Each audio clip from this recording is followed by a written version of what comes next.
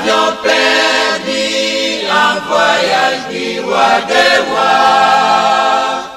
Congolais et Congolais. Mbote na bino bandeko balandi ya émission La Voix des neutralistes et indépendants, émission où il connecte bino toujours na Front de Libération Nationale du Congo kasi ya lelo to bengisi bongo na plateau na biso mwana mboka Eric Mayoyo yazali porte-parole ya FLNC ou ezali Front de Libération Nationale du Congo to ko beta na ina masolo na ko Italie sur le plan social et crise politique où ezali ko régner na kati ya République démocratique du Congo yango etindi biso to benga mwana mboka Eric Mayoyo. Bonjour. Bonjour ndeko journaliste. Tous ceux qui vous êtes très à l'aise dans le plateau de la mission oui, na bolingo tata nzambe tant que santé kozala malamu tozala toujours très à l'aise. Tous allez laisser vraiment il y a beaucoup d'anabino na mokona lelo pour découvrir makambo ezali koleka pe crise ezali nini na kati ya République démocratique du Congo batu pe président de la République azali koloba pe azali kolela na crise vraiment ezali nini. Bon, ya yambo tokopesa mbote mingi na ba téléspectateurs na biso. Pe tokopesa mbote vraiment makasi na bana FLNC bisika nyonso baza kolanda biso ezala na France, na Angola, na Grande-Bretagne, na Allemagne, na Belgique, na ba intérieur ya pays. Ndeko omoni tata nzambe tango bazwaki makanisi ya kosala mokili. Po mokili eza ya président moko te.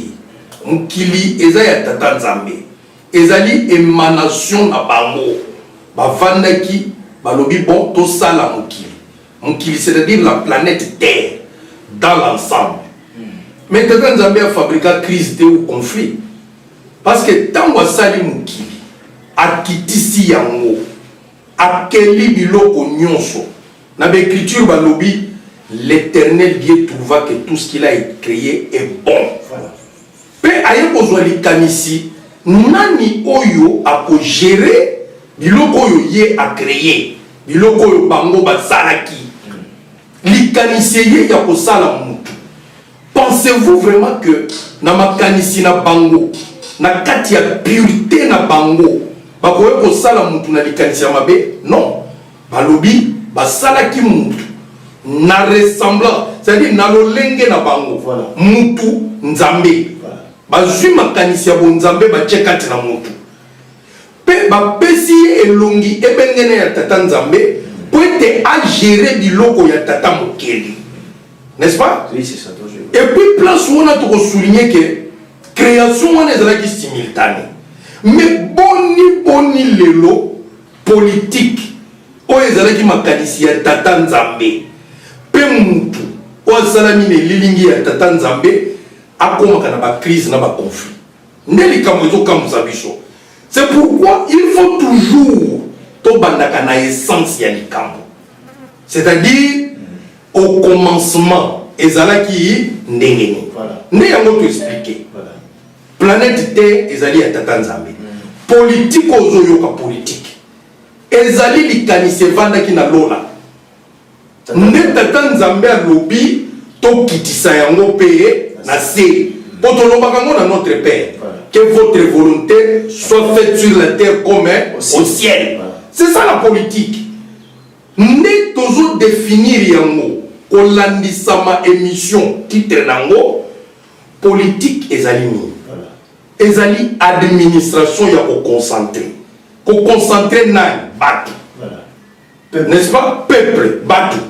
O concentrer bango. Kasi na planète Terre esika songolo oyo tokoki kobenga continent, voilà. Pays, village, tribu, territoire, secteur.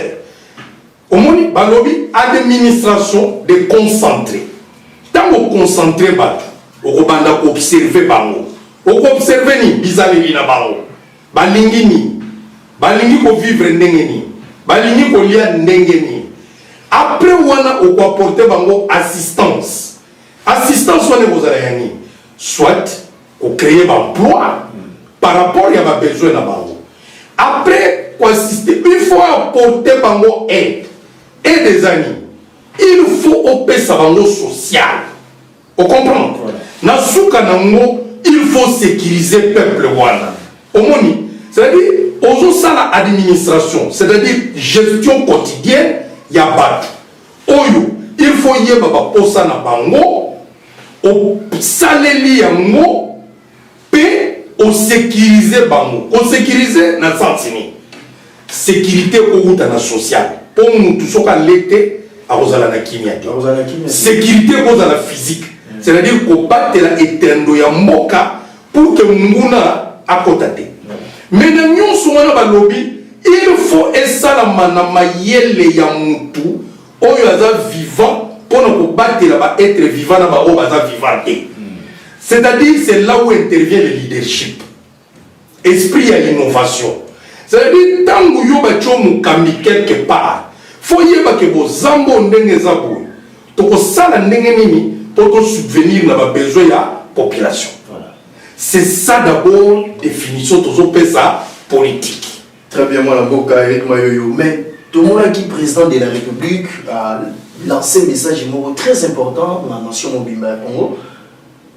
Et je dois dire, minutes et belleté. Dans 6 minutes, le président de la République a télémis devant la nation congolaise à lobby dans le sens qui a le Kanda, mais bino en tant que FLNC, en tant que Bozali, pour y porter parole, il y a FLNC. Lecture de Bozali, pour ça, dans la carte, il y a un message, il y a chef de l'État ou il y a la République démocratique du Congo. Dans le monde, qui est au groupe de ces émissions. Oui, c'est vrai. Bisonio Sotolanda qui nous conduit en boca. Mais fermeté au yozo lobawana nga na monakite. Na monakika ka hypocrisie na kati na yé. Mais avant de commencer à discuter, parce que titre na question vous poser, et ça par rapport à la crise politique. Crise politique. Mais pour définir politique, il y a un moment de crise. Crise et l'axini. Voilà. Il y a une politique crise. Na politique crise et zalaka. Ce qui souverain primaire, c'est-à-dire peuple, à perdre confiance dans l'institution. Nous avons une crise politique. C'est-à-dire la population ne se retrouve plus dans les dirigeants, soit les représentants au Parlement, soit dans le gouvernement. Les conséquences engendrent la grève, révolte, guerre civile, abandon, abandon, il y a civisme. C'est-à-dire que l'État. Bon, dans les cas d'espèce, il y a un mot cannabis. Est-ce que Bénis Yamakambo a énuméré Ezali? Oui, c'est qu'il y a une crise politique. Il y a moins des opposés problèmes dans le cadre. Voilà. Mais la crise politique, ce n'est pas l'émanation, il y a discours, il y a président Félix, non. Crise, il y a un mot cannabis, on est et la crise est bandie 5 jours après qu'on a table ronde en Belgique. Le 5 juillet. Voilà. De tomber dans l'obstacle, il y a crise dans le cannabis. Mais discours du président Sali Essemi, même si on a dit 2 minutes, c'est une innovation. Le président Kassavou Boupé, à Saraka, discours il faut consultation, il faut dialogue, et aboutissant de l'autre côté. Mais et accentuer qui par contre crise. Pourquoi?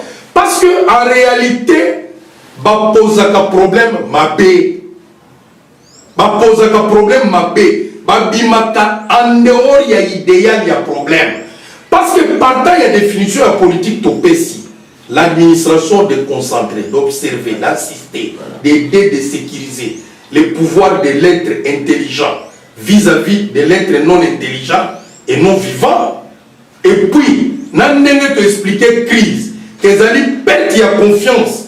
Il y a population vis-à-vis de ma dirigeant, au besoin représenter il y a 2 chambres, peine à gouvernement. Nous, comme on a partant de là, problème est mal posé. Il y a moins de solution. C'est pourquoi on est dans la deuxième république. Dans la deuxième république, tant que crise en moi hier les sous ma casse, dans la grève, dans la marche, dans la ville morte, tout ça. Parce que l'actuel parti est dans le pouvoir. N'est pas un champion de l'Oko. Il y a une crise, n'est-ce pas? Oui, c'est ça. N'est-ce pas un maréchal à lobby à consultation? Consultation politique. Mais à lobby à consultation populaire. Voilà. Ça veut dire qu'il est allé vers la population. C'est différent. Différent. Président de la na consultation président lobby, je vais consulter la classe politique représentative. Mais la représentativité de la classe politique, il y a pas ONG, il y a biloko nyonso ya tanga ke utakawaka. Et manation na peuple. Mais si le peuple n'est pas consulté en soi, vous consultez, excusez-moi, nazo risqué na utiliser terme moko moi makasi, peut-être vous allez approprier mais vous utilisez, vous consultez des criminels politiques. Bateau baza ko buba population. Bateau yo depuis 1960.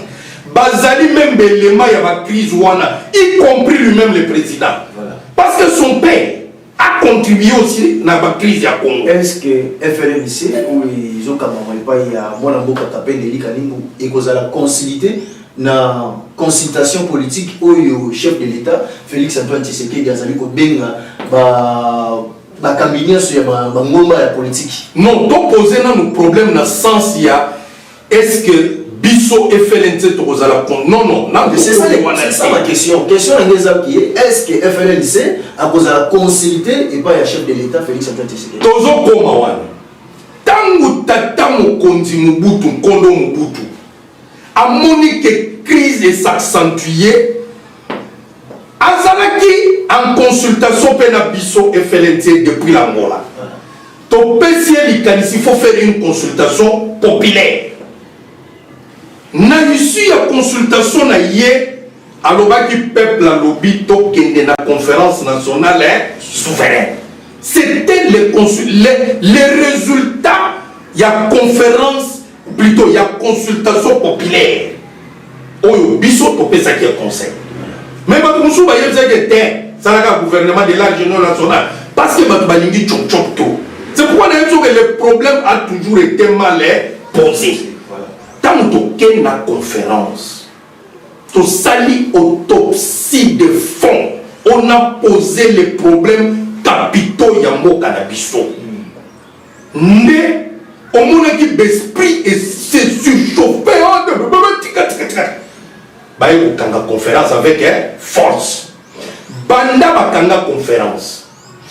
Dit le lot, aucun gouvernement n'a la légitimité dans mon pays. Toujours qu'il n'y a pas de crise institutionnelle en crise institutionnelle. Alors, c'est pour vous dire que ce que le président Félix Pelelo a posé le même problème. C'est que les problèmes de fond n'ont jamais été résolus. C'est-à-dire que superfétatoire. Donc, de surface, dans un rond-point. Or, le problème de fond, tout ça posé en côté. Donc, celui qui a bien la crise politique, le peuple congolais a bénéficié de l'autre côté. Mais vous bénéficiez rien. Total, Oyo et Margé Sukoyo, il y a un FCC, avant de compter la profondeur. Cours consonnel, mais imaginez, dans un pays où on parle de l'état des droits de Konangaï, tout ça c'est sérieux. Voilà. Bino Bolobi n'a qu'à la constitution des belligérants. Oyo biso na bango na 2006 to combattant constitution de belligérants. Ce qui veut dire c'est une constitution conflictuelle et qu'on ne mêle jamais peuple solution. La seule solution c'est qu'il faut qu'on abroger yango, n'est-ce pas? Or l'une des choses oyo ça que crise la biso ya Congo est s'amplifier ezali absence ya loi fondamentale auto bengi constitution républicaine. C'est l'une des grandes causes de conflit, de crise au Congo. Absence de la loi fondamentale républicaine, au Banamboka Bafandi, Basali, en âme et conscience. Tous les textes constitutionnels autozois, ce que les Abapayaté, Basalakango avec un groupe de Congolais inféodés et corrompus. C'était important pour Baxelo Kowan. Maintenant, si on continue à profondeur, il y a matin. On voit que le juge, tant que le président a nommé 3, Parlement 3, Conseil supérieur de la magistrature 3, mais c'est de l'impartialité. On a reproché que la Kabila a violé la constitution parce qu'il a des juges. Mais si aujourd'hui le président Félix aussi non, c'est qu'il va aussi violer. Mais c'est de l'impartialité. Mais c'est Mayoyo. État de droit exact. Est-ce que le président de la République a sali mbeba le gola nommé ba juge wana toté? Biso toza kunate, toyeba sali mbeba ou pas. Mais mbeba ezali wapi. Dès lors que Moboko, loi fondamentale, et bebisaki déjà critérium, il y a mis en place, il y a un juge. C'est de l'impartialité. Tata Nzambe a boya la loi du plus fort. La loi du plus fort, il y a un Mboka. Bon, reprocher Kabila, Mobutu d'abord. La loi du plus fort. Mobutu, Ake. Kabila Ye, toujours la loi du plus fort. Ake. Kabila juge. Mais Bino Bolobi, état de droit. État de droit ezali. État de droit ezali. Batoyo, Bazako Banga d'abord, Tata Nzambe. N'est-ce pas? Peuple nous dirigé. Bazabanani. Bakela Mouya Tata Nzambe. On dit la voix de l'éternel Dieu, c'est la voix du peuple. Et la voix du peuple, c'est la voix de l'éternel Dieu. Mais, ils allaient commis qui dit ça.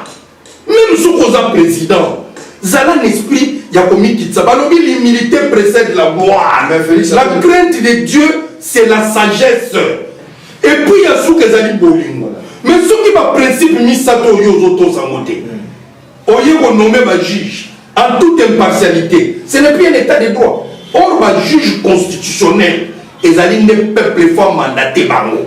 Voilà un état de droit solo, parce que le président n'a pas le dictat, ni le parlement, ni le conseil supérieur de la magistrature. Mais on parlera de la justice ou de l'indépendance de la justice. On peut bien comprendre bien que vous allez bien que le président de la République a nommé le juge dans la constitution. Non.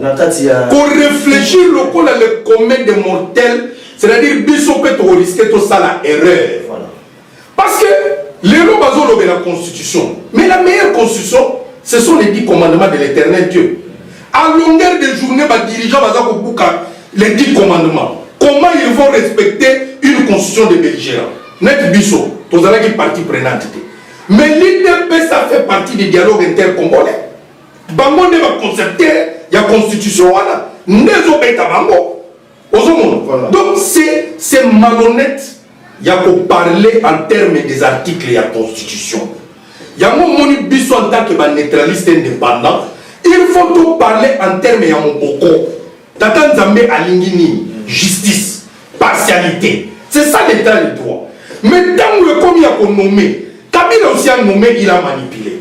Donc c'est que le président Félix P, dès lors qu'il nomme, il va aussi manipuler. C'est que l'état de droit exact, toujours mis dans la loi du plus fort et toujours la meilleure. Très bien, mon amboka, Eric Mayoyo, toujours mon âme, ma camouille, tout va dans un sujet, il y a crise politique, vous allez ça, ma analyse, vous allez ça. Dans il y a crise politique entre FCC Cash, occasionnement les autres qui mettent dans l'institution. Bon, moi je pense que pour surprendre les Congolais dans le document au moins mon kando et salamina au conseil de la transition. N'est-ce pas? Ezali émanation de la conférence nationale souveraine il y a 1992, je vais voir son paracheva qui a un joli site. Na autorisation du gouvernement congolais. Pour l'année, que personne ne vous trompe. Même président Félix n'a pas fait conseil. S'il veut réussir na biloko wa lobaki wana. S'il veut vraiment na ndenge na mona ki sérieux oya lobela ki azonga na mukando. Azala biro nango. Azala biro na ye. Soki abungisa ki amwa senga. Asenga yango to pesa ye résolution ya crise union ezali awa. Balobini nani akomi mukando. C'est le président du FLNC. Président il y a au Conseil national de transition. Voilà. N'est-ce pas? Oui. Leurs excellences, messieurs et dames. Voilà. Nani, autorité des institutions de la République. Voilà. C'est-à-dire président, gouvernement, parlement et les autres. Voilà. 2. Personnalité politique. Au balobi ba consulter. Ba mon nom bazar en kando. 3. Autorité de confession religieuse. Ça va la place sur un attend appel au qui en la 3e. Donc au cadre universitaire. Voilà. D'accord. Après, au cadre de la société civile. Voilà. Souveraineté primaire. Voilà. Souveraineté première. Voilà. Voilà. Ce qu'on fongola na kati otala grand titre. Grand titre ba komini tangela bisoa. Peuple congolais, bozomona la vérité des alliés. Ah ouais, il y a moitié de choses bien dans moi na mboka Eric Mayoyo. Ah on a kati ba komi consultation. Tanga date, il y a émission, il y a document. Date. Date de l'émission Zali faite à Kinshasa, à joli site, le 13 janvier 2020. Signé par qui? Signé par Captain Deli Kanimbo. Bon, est-ce qu'on autorisé de exploiter le document? Jamais. Na moni butu, mais le ressources sont vaccinés parce que besoin d'avoir argument peut pousser à solution. Mais le président ne peut pas s'embrouiller. Document au Yazanango. L'institution non sur la République, Bazanam Kanda Oyo. Ne place leader. Il y a une union de neutralistes indépendants. Son Excellence Captain Deli Kanimbo. Président national du FLNC a proposé sortie à crise. A intitulé un mot consultation. Mais pourquoi Moutou et l'autre Liboso après n'a pas fini à malhonnêteté? Mais quelqu'un qui est plus sage que vous, plus fort que vous, sur tous les plans, intelligence, sagesse, leadership, même sur le plan militaire, les gens vont combattre. Mais accrochez-vous à ses idées, accrochez-vous à sa sagesse. Comme ça, tu reçois ici. Tangu na 1992, crise est Makasi. Mobutu a gagné conférence nationale souveraine en tant que plus fort. Mais président Tshisekedi n'a balié na union sacrée. Je parle de Tshisekedi Wamulumba. N'a balié na union sacrée. Bakima Dimbangwa. N'Angola et pas Yanan. Un plus fort que Mobutu qui à l'époque général d'armée Captain Deli Kanimbo. C'est-à-dire, lorsqu'il y a une crise et une difficulté dans Moka, et que vous voulez trouver une solution confortable, vous devez consulter ou vous allier au plus fort que Mouto Yozo Lingo Tika. Et ça, le y a moi si, pour la Kindumba. Mais comment le mot que le Kobala moi soit Zalaka déjà Ndumba plusieurs fois? Très bien. Parce que le bateau président il a consulté. Bango sur Baoutawa. Dans la même famille politique. Bango sur MPR. MPR. Corruption. Trahison. Bango tout. Sauf les FLNC. Tala na cadre sur FLNC na bilongi. Au côté la moko sala. Na président Kasavu Wazade, peut-être Tchombe Yamoko. Mais un peuple Libanda Balobaraki, FLNC, leader na moi Zoaka, Mokania Kanangamu ya gouvernement. Mais surtout Zoakania Kande Toza Boete. Yebisanga vraiment de Konanga, Mouto ba Korompaka. Azala Kanazam. Non, ça ce sont des supputations, et ça va imputation dommageable. Donc chacun est libre de penser comme il veut. Voilà. Mais le rôle du FLNC, c'est la libération. Donner des orientations au pays pour que Mboka ait la fierté nationale. La fierté nationale veut dire la liberté. C'est ça qu'on appelle l'indépendance. Moi, Eric Mayoyo, merci bien. Nous allons continuer toujours à saisir la crise. Ceux qui te bien crise politique où ils ont régné là, quand il y a la République démocratique du Congo, ceux qui te bien là, et ça profitable dans le Nabino parce que vous allez coller là. Transition transition mais une crise politique actuelle et quand tu connais la République démocratique du Congo vraiment ils allaient profitable dans le gouvernement et au Conseil national de la transition. Non, dire que profitable c'est comme si tu avais diemba non, c'est que le haut conseil, excusez-moi, c'est que les FLNC fait ou font et ça légal. Vous comprenez là? Mais le président Félix actuel a été élu vice-président de la conférence nationale souveraine. Mais c'est l'UDPS qui était champion de la conférence nationale souveraine. Mais c'est l'opportunité maintenant. Puisque papa a salaka recours à Tindaka Jacques Matanda vers un plus fort, politiquement, militairement. Mais aujourd'hui, le fils doit faire de même. Chercher l'homme qui est fort politiquement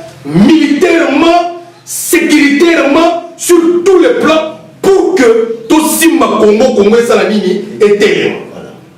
Mais ne pas le faire, se rabattre dans une classe politique toxique.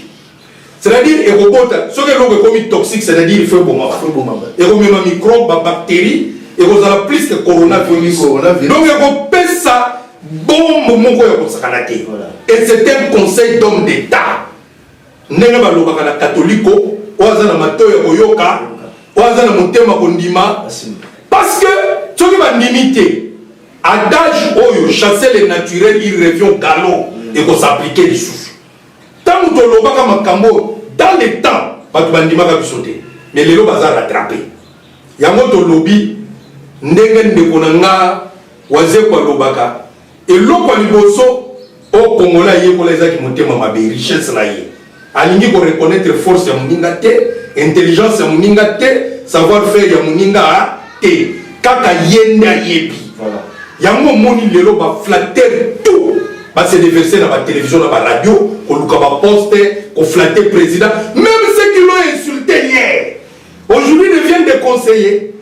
Alors, Tozo Tala, Tozo Sekame, je crois que Tozo Zonga, n'a pas élément de consultation pour topper cet éclairage dans le peuple. Moi, Eric Mayo, Tozo, on a une question par rapport à la consultation. Est-ce que FLNC a posé la consulté et puis il y a chef de l'État Félix Antoine Tshisekedi. Bon, on a mon chef du village va consulter la population. Mais pourquoi pas? Population, il y a vers chef. Avec chef, un coup notable. Même le président de la République, Azan va conseiller, non? Pour ça l'action, on suppose qu'il va lever les conseillers. Si vous est-ce que conseiller, nous avons les sous-vérités. Il faut Aya et pas notable. D'abord, Azan neveu. 2. Expérience politique Azan Angona noté. 3. Azan et pesa meliete ya ko inviter non ko na ndakunaye. Na biso babantu, il faut mi ya mona lobi l'humilité précède la gloire. Ni kitisa. Kende place solution ezali, place sagesse ezali. Non comment na ba baza plus fort. Bazo sala ba calcul ma be ba lokola qui est pas plus fort que son. Mais ceux qui va mourir au cœur est pas tout toxique, ba corrupteur, ba corrompu, ba to bino nyonso bozala ki na kata lisanga moko. Les plus forts au yozo ngo se débarrasser na ye a obanga yote. C'est ça la réalité. A obanga yote biso consultation pour l'intérêt du peuple, d'accord. Voilà. Mais pas l'inverse, biso to kende kuna non. Faire quoi? Donc le président faut qu'il t'a. Mais papier yango. Tout ce qu'on peut savoir, va exploiter.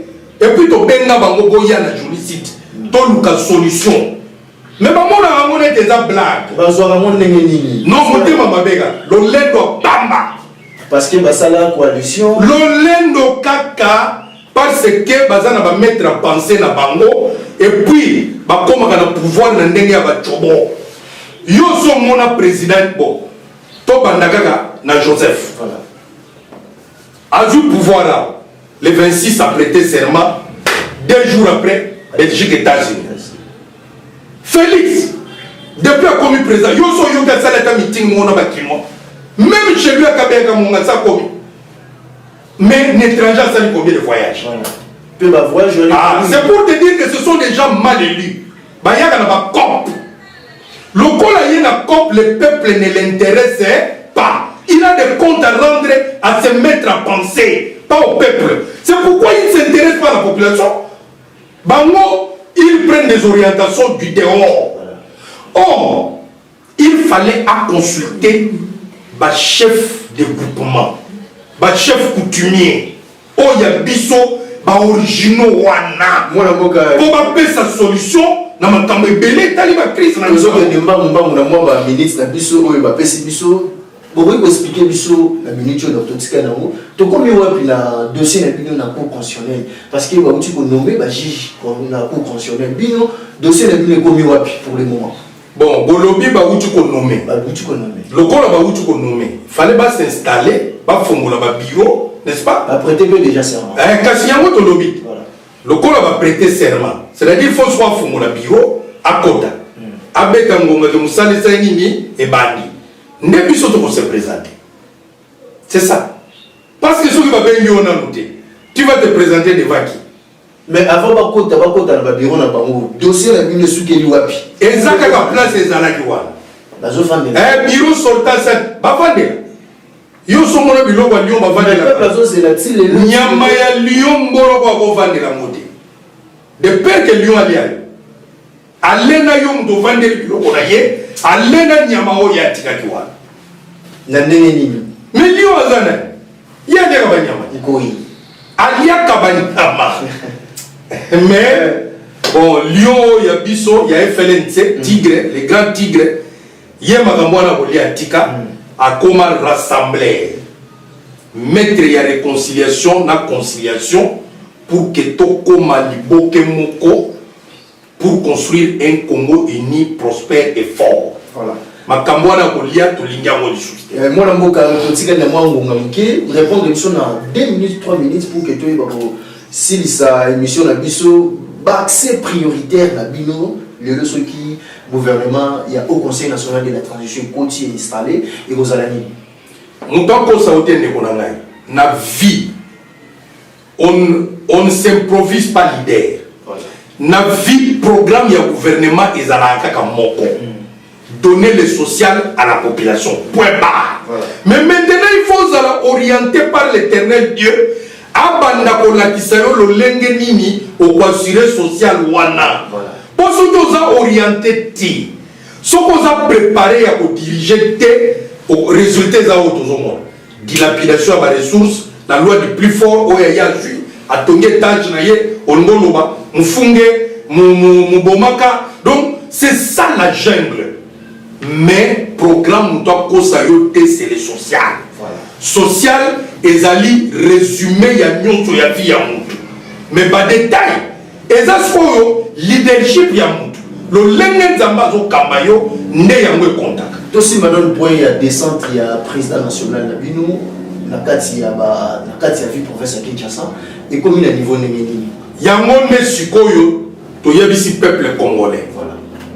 Boleli ba consultation de consultation dialogue en dialogue solution ezake babubi bino trop muto yokoyoka kalobela ka transition pe aloba je volerai au secours du peuple congolais à Télémi alobi boya na vélodrome boya koyoka sikoyo message ya solution ya Congo oya kopesa po bolobaka ayabana te FLNC lobaka te opportunité ya moto pesi bino mukolo boko yoka kaka to pesi mbela ya date boya na vélodrome ezande mukolo wana boko comprendre que oui tata nzamba alingaka Congo pe apesa Congo batu ya mayele o bako mema peuple à bon port pour que social na venir ya peuple ezala assuré ezala lelo lobi pe libela na libela.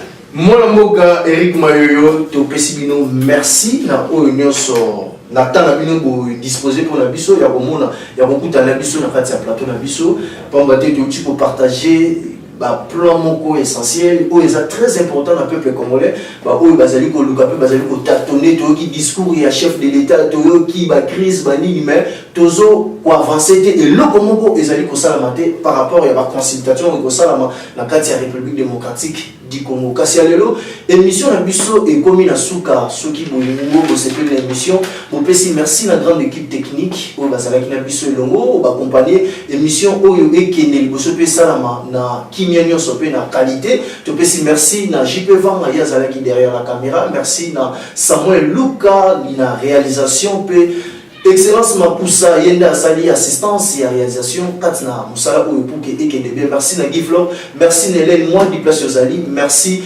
na de vos mal la place Bozali kuna la kisens boche TV mopo pour na bolanda émission La Voix des neutralistes indépendants ngai wabino Eric Djenebala les pasteurs de la presse nazalaki ne semo vraiment ya ko présenter les bino émission La Voix des neutralistes indépendants il y a le lieu comme na suka ticket de kimia et umena mabote na bino tokutani à la prochaine merci.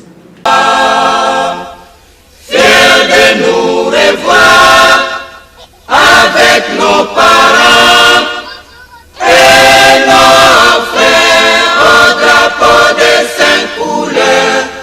Nous l'avions perdu en voyage. voyage du roi des rois. Congolais et Congolais,